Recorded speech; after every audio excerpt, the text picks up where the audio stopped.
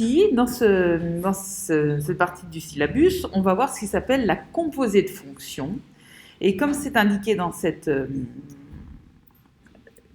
phrase, la définition 9, là, que je vous remontre ici, qui était donc à la page 15 du syllabus, cette définition, elle nous a permis de définir la somme de fonctions à partir de l'expression analytique des deux fonctions f et g. On la définit donc de cette façon, on fait la somme des expressions analytiques.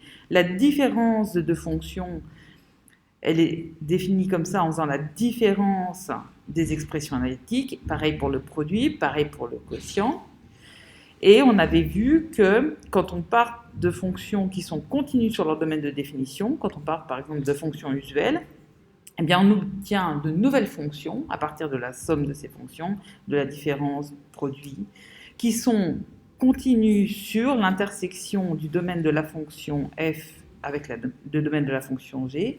Et c'est quasiment la même chose pour le quotient de fonction.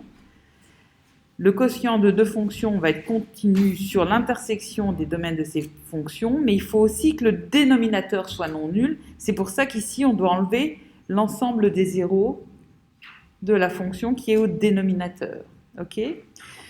Et donc ici, on a une nouvelle opération qui n'est pas somme, différence, produit, quotient, comme vous avez eu l'habitude de voir, avec des réels, mais sur les fonctions, on peut définir une nouvelle opération qui s'appelle la composée.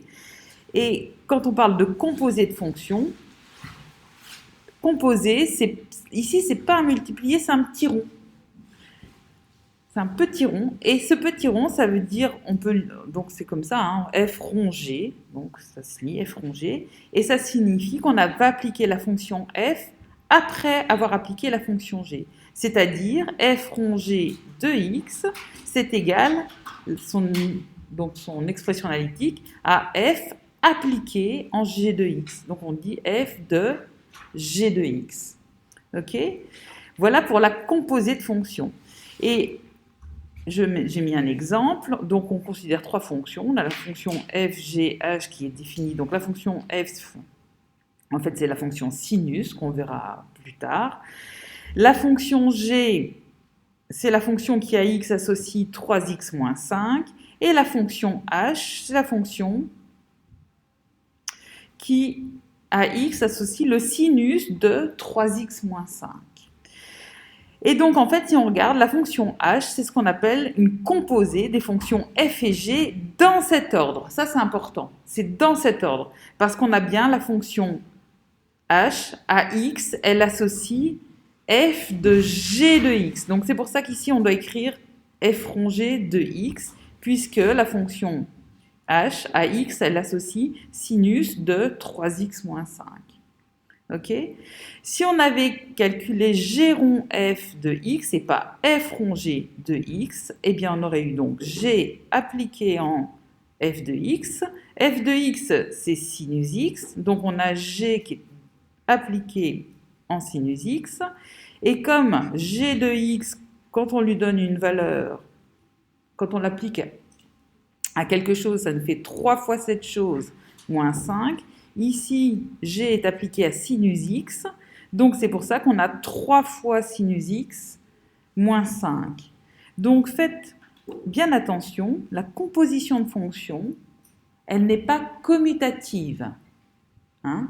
Vous avez vu que dans R, le produit est commutatif. Hein ? Si je fais 3 fois 2, c'est la même chose que 2 fois 3. Okay ? Mais par exemple, le quotient n'est pas commutatif. 3 divisé par 2 n'est pas la même chose que 2 divisé par 3. Eh bien, c'est pareil avec la composition de fonctions. Elle n'est pas commutative. Donc, comme on vient de montrer un exemple où g rond f de x n'est pas égal à f rond g de x, ça veut dire que cette chose-là n'est pas vraie tout le temps. À partir du moment où ce n'est pas vrai tout le temps, eh bien ici, on doit mettre que c'est différent. Même si on peut trouver éventuellement des fonctions dont la composée va commuter. Ok ? Donc voilà pour ça. Et maintenant, je vous laisse faire l'exercice 21.